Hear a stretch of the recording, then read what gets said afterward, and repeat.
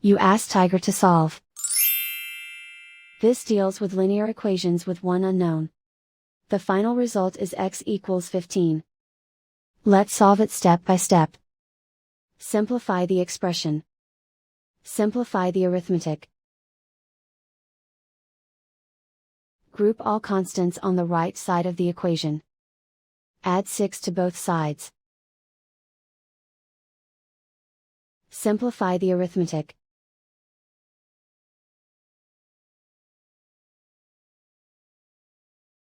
Isolate the x. Multiply both sides by inverse fraction 5/2. Group like terms. Multiply the coefficients. Simplify the fraction. Multiply the fractions. Simplify the arithmetic.